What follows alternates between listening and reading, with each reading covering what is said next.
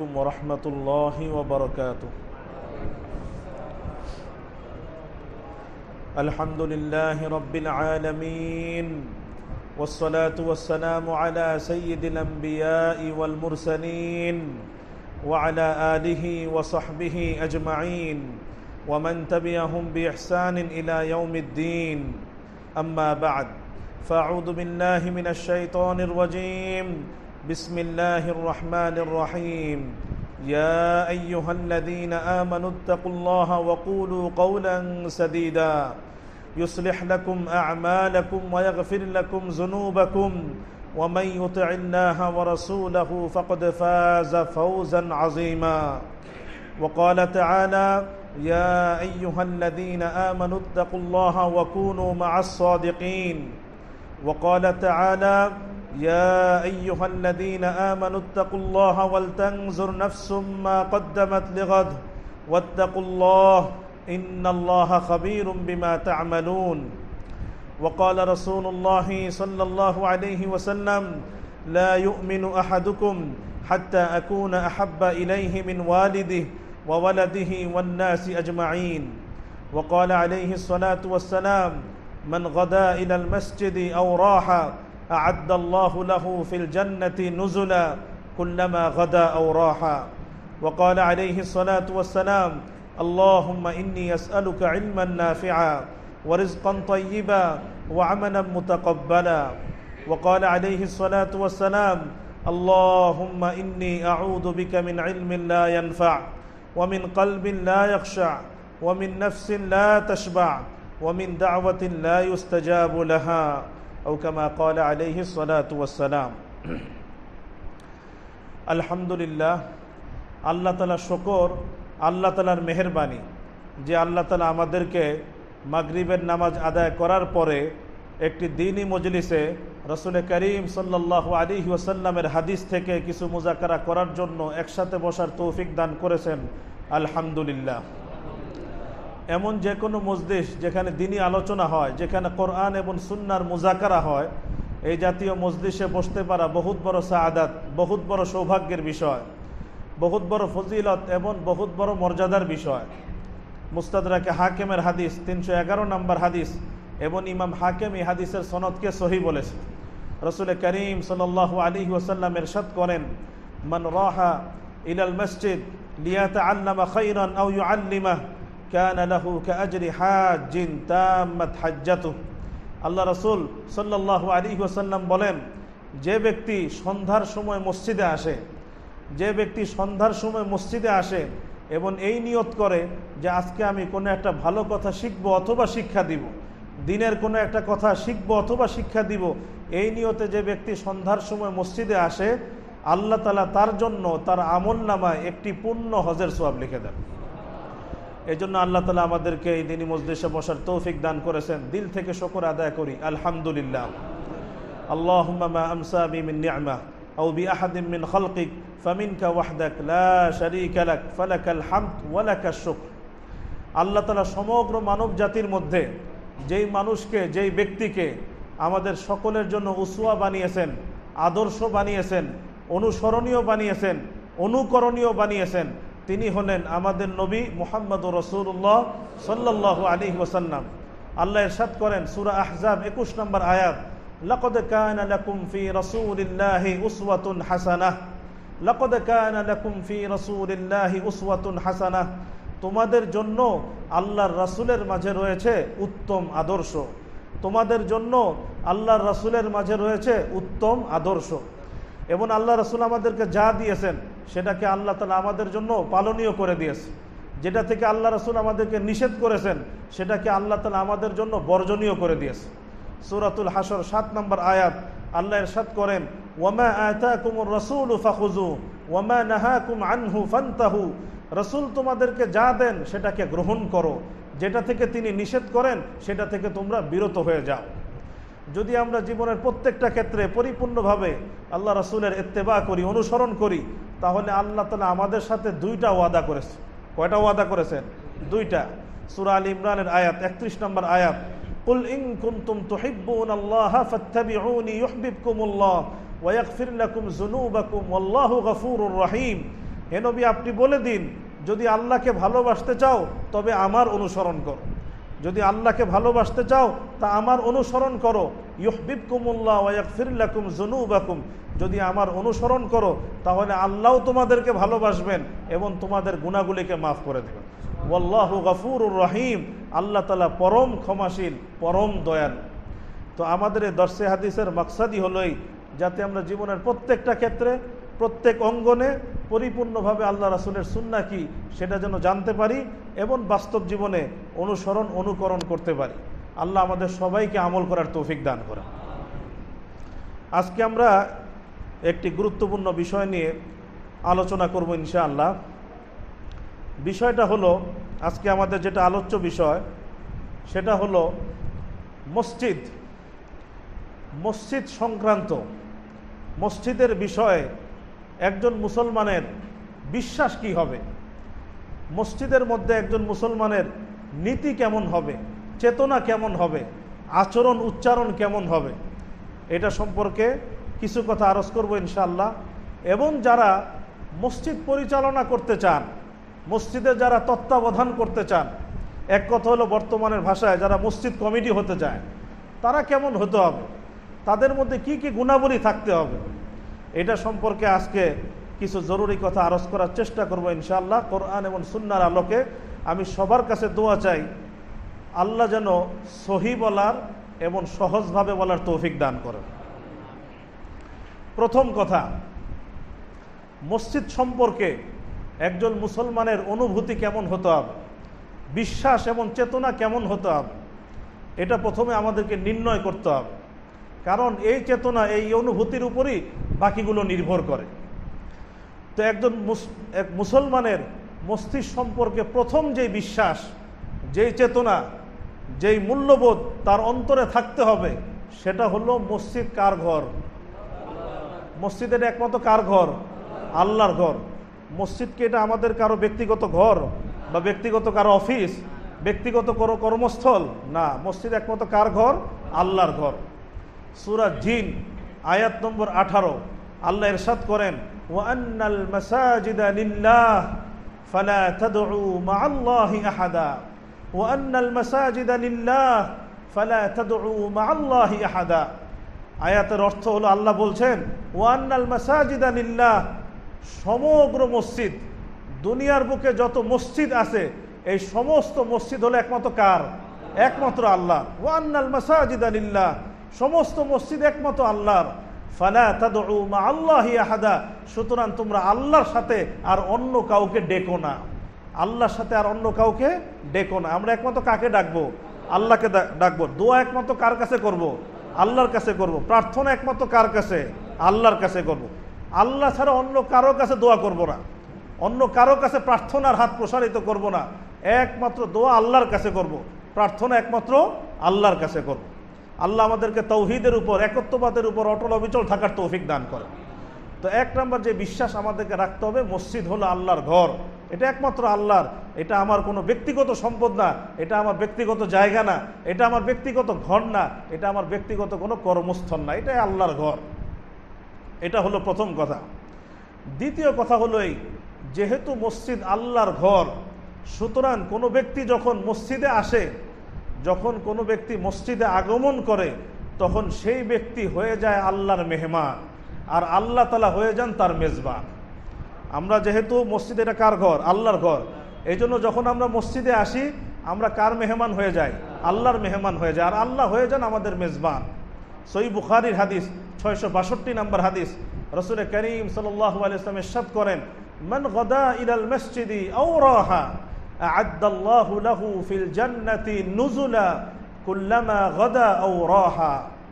আল্লাহ রাসূল সাল্লাল্লাহু আলাইহি ওয়াসাল্লাম বলেন, মান গাদা ইলাল মসজিদ আও রাহা, যে ব্যক্তি সকালে মসজিদে আসে অথবা সন্ধ্যায় মসজিদে আসে, যে ব্যক্তি মসজিদে আসে, সকালে আসে অথবা সন্ধ্যায় আসুক, আ'আদ্দাল্লাহু লাহু ফিল জান্নাতি নুজুলা, আল্লাহ তাআলা তার জন্য জান্নাতে মেহমানদারির ব্যবস্থা করে।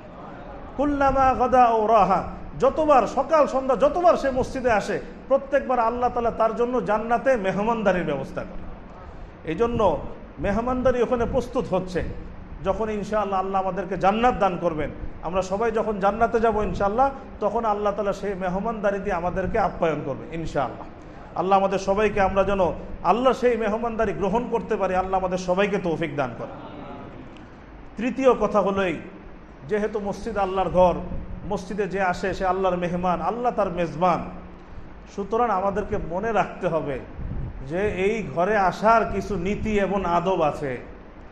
দুনিয়াতে আমরা যখন কারো বাসায় মেহমান হই, কারো বাড়িতে যখন যাই, তখন আমরা খেয়াল রাখি, খুব খেয়াল রাখি যে উনি কোনটা পছন্দ করে, কোন কাজটা পছন্দ করে, আমরা সেটা করার চেষ্টা করি। আর উনি কোনগুলো অপছন্দ করেন, কোন কথাটা উনি অপছন্দ করেন, কোন কাজটা উনি অপছন্দ করেন, সেটা থেকে আমরা বেঁচে থাকার চেষ্টা করি। এটাই তো আমরা করি নাকি দুনিয়াতে। আর সে যদি আরও উপরে র্যাঙ্কের কেউ থাকে, তাহলে তো কথাই নাই। হায় হায়, কোনোভাবেই যেন তিনি নারাজ হয়, অসন্তুষ্ট হয়, তার কোনো অপছন্দ হয়, সেটা যেন আমার দ্বারা প্রকাশ না পায়, সর্বোচ্চ খেয়াল রাখি। কিন্তু যখন আমরা মসজিদে আসি, তখন কেন আমাদের এটা খেয়াল থাকে না যে আল্লাহ কোনটাকে পছন্দ করে, আল্লাহ কোনটাকে অপছন্দ করে। যেটা আল্লাহ পছন্দ করে আমি সেটা করব, আল্লাহ যেটা অপছন্দ করে সেটা আমি করব না। এটা তো অনুভূতি থাকা উচিত। তো আল্লাহ সুবহানাহু ওয়া তাআলা কোরআনে পরিষ্কার ভাষায় বলেছেন, সূরাতুন নিসার 36 নম্বর আয়াত, আরও বহুত আয়াতে এই কথা আছে। আল্লাহ ইরশাদ করেছেন, ইন্নাল্লাহা লা ইউহিব্বু মান কানা মুখতালান ফাখুরা, নিশ্চয় যারা দাম্ভিক এবং অহংকারী, আল্লাহ তাআলা তাদেরকে পছন্দ করেন না। যারা দাম্ভিক এবং অহংকারী, আল্লাহ তাআলা তাদেরকে পছন্দ করেন না। সুতরাং সবসময়, এটা তো সব জায়গার ক্ষেত্রেই, আর মসজিদের মধ্যে তো এটা আরও বেশি। যখন আমি মসজিদে আসব, খুব বিনয়ের সাথে আসব। যতক্ষণ মসজিদে অবস্থান করব, খুব বিনয়ের সাথে অবস্থান করব। কোনোভাবেই যেন আমার আচরণ উচ্চারণে, আমার কথা এবং কাজে যেন অহমিকে এবং অধ্যত্ব প্রকাশ না পায়। কারণ অহমিকে এবং অধ্যত্ব আল্লাহ তাআলা পছন্দ করেন না। সহিহ মুসলিমের হাদিস, রাসূল করিম সাল্লাল্লাহু আলাইহি ওয়াসাল্লাম ইরশাদ করেন, লা ইয়াদখুলুল জান্নাহ মান কানা ফি কলবি মিসকালু যাররাতিন মিন কিবর, যে ব্যক্তির অন্তরে যাররা পরিমাণ অহংকার থাকবে সে জান্নাতে প্রবেশ করবে না। নাউযুবিল্লাহ মিন যালিক। আরেক রওয়ায়াতে আছে, আল্লাহ রাসূল বলেছেন, আল্লাহ ইরশাদ করেছেন হাদিসে কুদসি, আল কিবরিয়া রিদাই, অহংকার হলো আমার চাদর। অহংকার কার চাদর? আল্লাহর চাদর। ফামান নাযাআনি ওয়াহিদাম মিনহা ওয়াল আযমাতু ইজারি ফামান নাযাআনি ওয়াহিদাম মিনহা কাযাফতুহু ফিন্নার তারাহতুহু ফিন্নার, যে ব্যক্তি আমার চাদর ধরে টান দিবে, অহংকার এটা আল্লাহর চাদর, যে ব্যক্তি আমার চাদর ধরে টান দিবে আমি তাকে উপর করে জাহান্নামে নিক্ষেপ করব। নাউযুবিল্লাহ মিন যালিক। এই জন্য দুনিয়ায় সব জায়গায় দাম্ভিকতা এবং অহংকার থেকে মুক্ত থাকতে হবে। আর বিশেষ করে যখন আল্লাহর ঘর মসজিদে আসবো, তখন তো একেবারে বিনয়ী হয়ে যেতে হবে, নত হয়ে হতে হবে। কোনোভাবেই যেন আমার দ্বারা অহমিকা, অধ্যত্ব প্রকাশ না পায়, কারণ আল্লাহ তাআলা অহংকারীকে পছন্দ করেন না। চতুর্থ বিষয়, আল্লাহর ঘরে যখন আমরা আসব, আল্লাহর ঘর মসজিদে যখন আসব, তখন আমাদেরকে আরেকটা বিষয়ের দিকে খুব খেয়াল রাখতে হবে। আমরা যখন কারো বাসায় যাই, কারো ঘরে যাই, তখন আমরা কি ওইখানে গিয়ে শোরগোল করি, হইচই করি, জোরে কথাবার্তা বলি? এটা আমরা করি? কোনোভাবেই করি না। যে তোমাকে তাহলে বেয়াদব বলবে। আমি যদি এই বাসায় কারো বাসায় গিয়ে শোরগোল করি, হট্টগোল করি, সে তো আমাকে বেয়াদব বলবে, যে আদব কায়দা জানে না। ঠিক একই কথা, আল্লাহর ঘরে যখন আমরা আসব, খুব খেয়াল রাখতে হবে আমার আওয়াজ যেন নিচু হয়। আমার আওয়াজ যেন কি হয়? নিচু হয়। মসজিদে এসে যেন আমি শোরগোল না করি, আমি যেন মসজিদে এসে হট্টগোল না করি, আমি যেন মসজিদে এসে শোরগোল না করি, হট্টগোল না করি। সহিহ বুখারীর হাদিস, 470 নম্বর হাদিস, সহিহ বুখারীর 470 নম্বর হাদিস। সাইব ইবনে ইয়াজিদ রাদিয়াল্লাহু তাআলা উনি বলেন, কুনতু ফিল মসজিদ ফাহাসাবানি রাজুলুন ফানাযারতু ফাইদা হুয়া উমর ইবনুল খাত্তাব রাদিয়াল্লাহু আনহু, যে একদিন আমি মসজিদে বসে আছি, মসজিদে নববীতে বসে আছি, হঠাৎ দেখি আমার পাশে একটা কঙ্কর এসে পড়লো, কঙ্কর। তা আমি তাকালাম যে কঙ্করটা কে ছুঁড়ে মারলো পাশে। তাকিয়ে দেখি হযরত ওমর ইবনুল খাত্তাব রাদিয়াল্লাহু তাআলা আনহু, উনি দণ্ডায়মান। তিনি আমাকে ডেকে বলেন, ইজহাব ফাতিনি বিহাযাইন, যাও ওই যে দেখো মসজিদে দুইটা লোক বসে আছে, এই দুইটা লোককে আমার কাছে নিয়ে আসো। ফাজিতুহু বিহিমা, আমি সেই দুইটা লোককে নিয়ে ওমর ইবনুল খাত্তাব রাদিয়াল্লাহু তাআলার কাছে আসলাম। আসার পরে সেই লোক দুটিকে ওমর ইবনুল খাত্তাব রাদিয়াল্লাহু তাআলা জিজ্ঞেস করলেন, মিন আইনা আনতুমা, মিন আইনা আনতুমা, ক্বালা মিন আহলি তাইফ। ওমর জিজ্ঞেস করলেন যে তোমরা কোত্থেকে এসেছো, কোন এলাকার তোমরা? বললাম আমরা তায়েফ থেকে এসেছি, তায়েফের লোক আমরা। তো ওমর রাদিয়াল্লাহু আনহু তখন বললেন, লাউ কুনতুমা মিন আহলি হাদাল বালাদ লাউজাতুকুমা, যদি তোমরা এই মদিনার অধিবাসী হতে, এই এলাকার অধিবাসী হতে, তাহলে আজকে আমি তোমাদেরকে কঠিন শাস্তি দিতাম। তারফাআনি আসওয়াতাকুমা ফি মসজিদে রাসূলিল্লাহি সাল্লাল্লাহু আলাইহি ওয়াসাল্লাম, তোমরা মসজিদে এসে উঁচু আওয়াজে কথা বলো, মসজিদে এসে উঁচু আওয়াজে কথা বলো। যদি এই এলাকার লোক না হয় অন্য এলাকার, এই এলাকার লোক হতে, অন্য এলাকার লোক না হতে, তো আজকে আমি কঠিন শাস্তি দিতাম। মসজিদে এসে আমি উঁচু আওয়াজে কথা বলবো না। মসজিদ এটা আল্লাহর ঘর, এখানে আমি আদব রক্ষা করে কথা বলবো। সহিহ মুসলিমের হাদিস 655 নম্বর হাদিস, রাসূল করিম সাল্লাল্লাহু আলাইহি ওয়াসাল্লাম ইরশাদ করেছেন, ইয়াকুম হাইশাতিল আসওয়াক, তোমরা বাজারে যেইভাবে শোরগোল করো, বাজারে যেভাবে হট্টগোল করো, মসজিদে এসে এইভাবে হট্টগোল করা থেকে বিরত থাক। এই কথা কে বলেছেন? রাসূল করিম সাল্লাল্লাহু আলাইহি ওয়াসাল্লাম বলেছেন। বাজারে গেলে কত আওয়াজ না, কত শোরগোল, কত হট্টগোল। তো মসজিদে এসে তোমরা শোরগোল থেকে বেঁচে থাক, আমাদের নবী বলেছে। তা আজকে আমরা কি করি মসজিদে? আমরা নিজেরাই তো দেখছি, মসজিদে আসার পরে এটা যেন আমাদের ঘরবাড়ি হয়ে যায়, এটা আমাদের অফিস আদালত হয়ে যায়। এখানে এসে এটা যে আল্লাহর ঘর মনেই থাকে না, বাস আমরা হট্টগোল শুরু করে দেই, জোরে আওয়াজে কথা বলতে থাকি। এই জন্য আমরা আজকে থেকে নিয়ত করি যে আল্লাহর ঘরে যখন মসজিদে থাকবো যতক্ষণ, ইনশাআল্লাহ উঁচু আওয়াজে কথা বলবো না, ইনশাআল্লাহ। আল্লাহ আমাদের সবাইকে আমল করার তৌফিক দান করে। পঞ্চম কথা, পঞ্চম আরেকটা গুরুত্বপূর্ণ কথা, আল্লাহ তাআলা আরেকটা কাজকে খুবই অপছন্দ করেন, খুবই অপছন্দ করেন। সেই কাজটা কি? সহিহ বুখারীর হাদিস 2457 নম্বর হাদিস, রাসূল করিম সাল্লাল্লাহু আলাইহি ওয়াসাল্লাম ইরশাদ করেন, ইন্না আবগাদান নাসি ইলাল্লাহ আল আলাদ্দুল খাসিম, ইন্না আবগাদান নাসি ইলাল্লাহ আল আলাদ্দুল খাসিম। রাসূল করিম সাল্লাল্লাহু আলাইহি ওয়াসাল্লাম ইরশাদ করেন, নিশ্চয় আল্লাহর কাছে সবচেয়ে ঘৃণিত হলো ওই ব্যক্তি যে ঝগড়াটে হয়। কি হয়? ঝগড়াটে হয়। ঝগড়া করতে মন চায়, অনেকে আছেন এরকম, ঝগড়া না করলে ভালোই লাগে না, তর্ক না করলে ভালোই লাগে না, গায়ে পড়ে ঝগড়া করে, এরকম কিছু লোকের অভ্যাস থাকে। তা আল্লাহ রাসূল বলেন, যারা এরকম ঝগড়া করার অভ্যাস, ঝগড়াটে হয়ে থাকে, তারা আল্লাহর কাছে সবচেয়ে অপছন্দের মানুষ, সবচেয়ে অপছন্দের মানুষ। তো আমরা যারা মসজিদে আসি, আমরা তো আল্লাহর প্রিয় হইতে চাই। আমরা যে মসজিদে আসি, আমরা আল্লাহর প্রিয় হইতে চাই না? আল্লাহর প্রিয় হইতে চাই। তো এখানে এসে যদি আমি ঝগড়া করে শুরু করে দেই, তাহলে আমি আল্লাহর কাছে প্রিয় হব না অপ্রিয় হয়ে যাব? অপ্রিয় হয়ে যাব। এই জন্য মসজিদে এসে কোনো জায়গায় তো ঝগড়া বিবাদ করব না, সব জায়গায় ঝগড়া বিবাদ থেকে মুক্ত থাকবো। আর মসজিদে এসে পূর্ণরূপে একদম সতর্ক থাকবো যে কারোর সাথে আমার যেন ঝগড়া না হয়, কারোর সাথে যেন আমার তর্ক বিতর্ক না হয়। আমরা যে ঝগড়া করি, আল্লাহ সুবহানাহু ওয়া তাআলা কোরআনে একটা সুন্দর কথা বলেছে, সুন্দর কথা বলেছে, সূরা ইয়াসিনের মধ্যে বলেছে, ৭৭ নম্বর আয়াতের মধ্যে, আওয়ালাম ইয়ারাল ইনসানু আন্না, এখানে একটা আওয়ালাম ইয়ারাল ইনসানু আন্না খালাকনাহু মিন নুতফা ফাইদা হুয়া খাসীমুম মুবিন। সূরা ইয়াসিনের আয়াত। অনেকের তো আল্লাহর রহমতে সূরা ইয়াসিন পড়ে। মানুষ কি দেখে না যে আমি তাকে বীর্যের ফোঁটা থেকে সৃষ্টি করেছি? মানুষ কি চিন্তা করে না আমি তাকে বীর্যের ফোঁটা থেকে সৃষ্টি করেছি? ফাইদা হুয়া খাসীমুম মুবিন। তারপরও দেখি সে খুব বাকবিতণ্ডা করে, খুব ঝগড়া করে। মানুষ তো চিন্তা করা উচিত যে আমি আরেকজনের সাথে যে খুব বাকবিতণ্ডা করছি, আমার অস্তিত্ব কোত্থেকে হয়েছে? একটা নগণ্য তুচ্ছ পানি থেকে আল্লাহ আমাকে সৃষ্টি করেছে, আমার এত কিসের বাগাড়ম্ব, কিসের এত বাকবিতণ্ডা? আল্লাহ কত বড় একটা সূক্ষ্ম বিষয়ের দিকে আমাদের দৃষ্টি আকর্ষণ করেছেন, যে যখন এরকম বাকবিতণ্ডা, নিজের বাক চাতুর্য প্রদর্শন করার মানসিকতা আসবে, তখন নিজের অস্তিত্বকে নিয়ে চিন্তা করো যে আমি কোত্থেকে এসেছি। কত গুরুত্বপূর্ণ কথা বলেছে। এই জন্য আমরা দুনিয়ার সব জায়গায় আর বিশেষভাবে আল্লাহর ঘরে মসজিদে সর্বপ্রকার ঝগড়া বিবাদ থেকে, তর্ক বিতর্ক থেকে আমরা বেঁচে থাকার চেষ্টা করবো তো ইনশাআল্লাহ। আল্লাহ আমাদের সবাইকে আমল করার তৌফিক দান করে।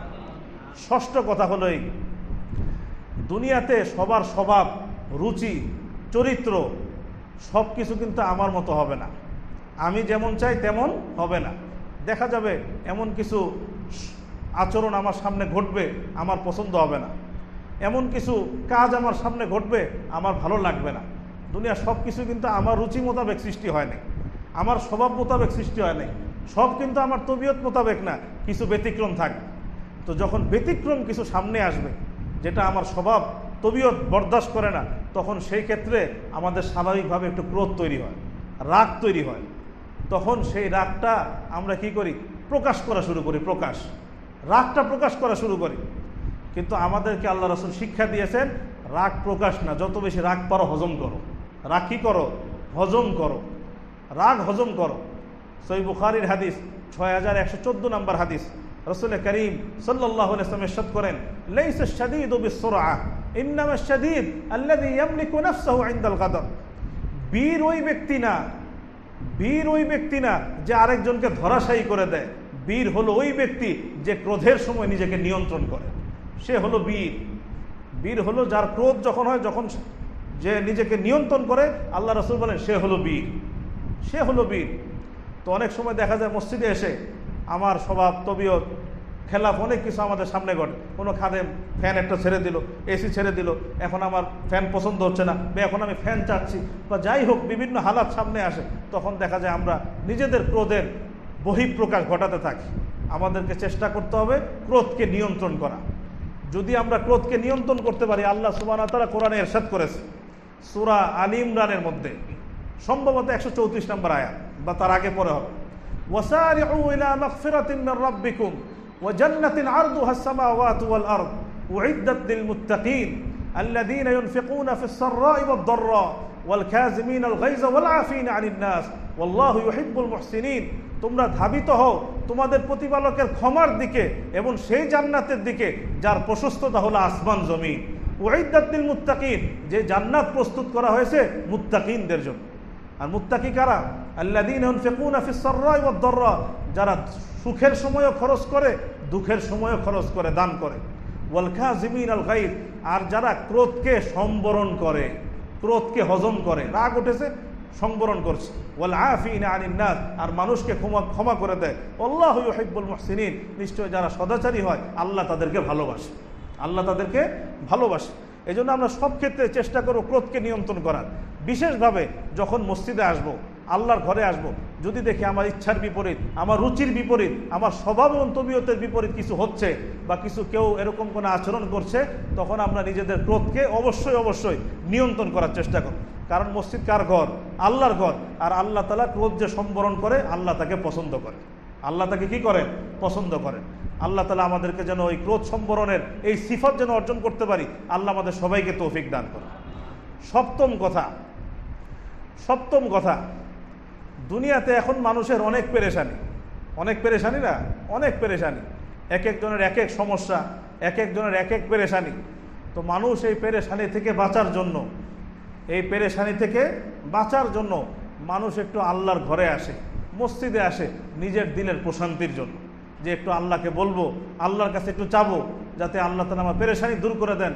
তো মসজিদে মানুষ আসে হলো নিজের আত্মিক প্রশান্তি অর্জনের জন্য। এখন মসজিদকে যদি আমরা ঝগড়াঝাটির জায়গা বানিয়ে ফেলি, তাহলে মানুষ কোথায় যাবে? কোথায় আশ্রয় নেবে?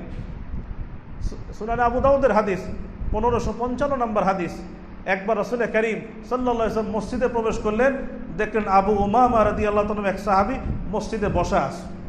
তো আল্লাহ রাসূল তাকে বলেন, মালি আরাকা জালিসান ফি ওয়াক্তি গায়রিস সালাহ, কি ব্যাপার, এখন তো নামাজের সময় না, তোমাকে এখানে বসে থাকতে দেখছি, কি ব্যাপার?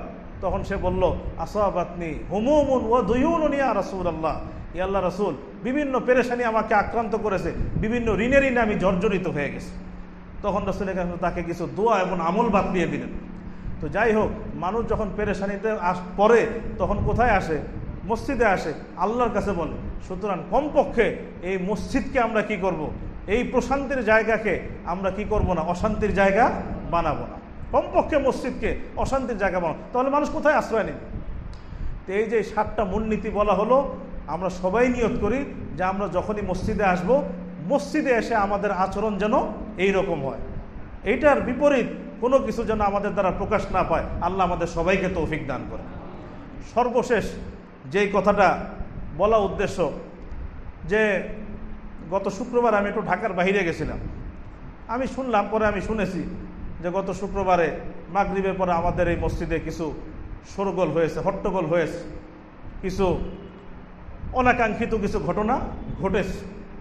আমরা সবাই কম বেশি অবগত আছি। এই জন্য এই কথাগুলো বলা হলো যে আমাদের দ্বারা যেন এই আচরণগুলো মসজিদে প্রকাশ না হয়। কি আমরা চেষ্টা করতে পারি তো ইনশাআল্লাহ, নাকি? আল্লাহ আমাদের সবাইকে তৌফিক দান করে। যেটা বলা উদ্দেশ্য যে মসজিদ যারা পরিচালনা করবে তাদের একটা কথা মনে রাখা উচিত সব মসজিদের ক্ষেত্রে একই কথা, যে কারা মসজিদ পরিচালনার উপযুক্ত, তাদের মধ্যে কি গুণাবলী থাকতে হবে। এটা তো আমরা আল্লাহ জানি কয়জন চিন্তা ভাবনা করেছে আল্লাহ ভালো জানে। আল্লাহ সুবহানাহু ওয়া তাআলা কিন্তু কোরআনে বলে দিয়েছেন কারা মসজিদ পরিচালনা করবে, কারা তত্ত্বাবধান করার উপযুক্ত।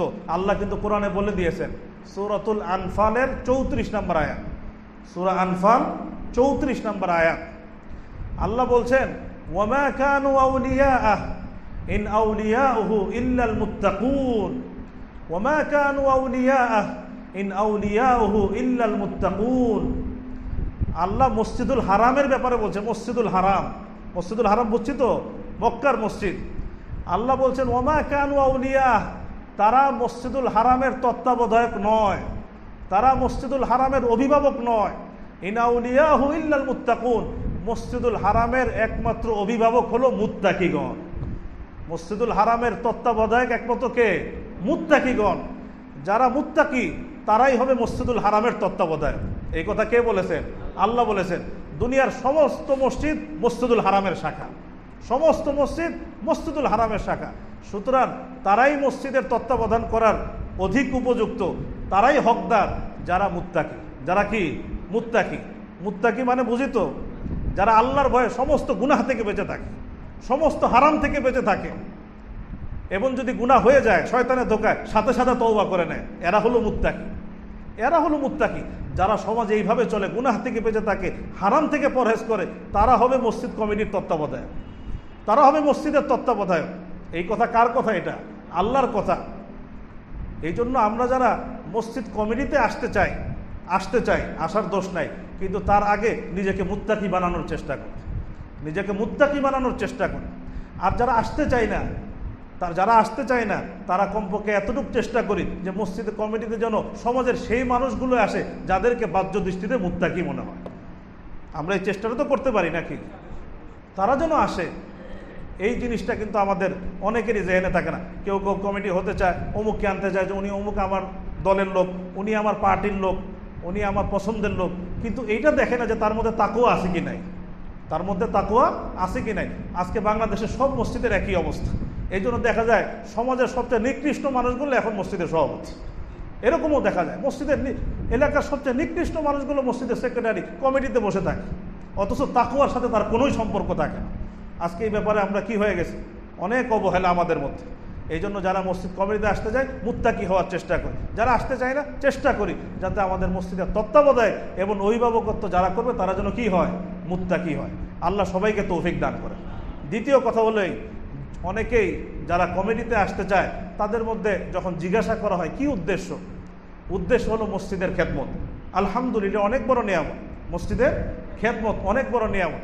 কিন্তু আমরা যারা মসজিদের খেদমতে যুক্ত থাকি তারা শুধু মসজিদের বাহ্যিক যে উন্নয়ন সেটা নিয়ে আমরা ভাবতে থাকি, নিজের জীবনের উন্নয়ন নিয়ে তেমন ভাবে না। আল্লাহ সুবহানাহু ওয়া তাআলা কোরআনে এটা ধরেছেন সূরা তাওবার 19 নম্বর আয়াতে।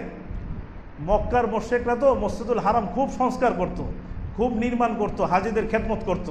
তারা বলতো বাস আমরা আল্লাহর প্রিয়, এই যে আমরা আল্লাহর ঘরের খেদমত করছি, সংস্কার করছি, হাজীদেরকে পানি পান করাচ্ছি।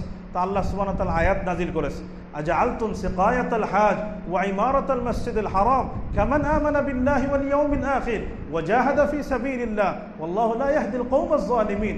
তোমরা কি মসজিদুল হারামের নির্মাণ, সংস্কার এবং হাজীদেরকে পানি পান করিয়ে মনে করছো তাদের সমতুল্য হয়ে গেছো যারা আল্লাহর প্রতি এবং আখিরাতের প্রতি ঈমান রাখে এবং আল্লাহর রাস্তায় জিহাদ করে?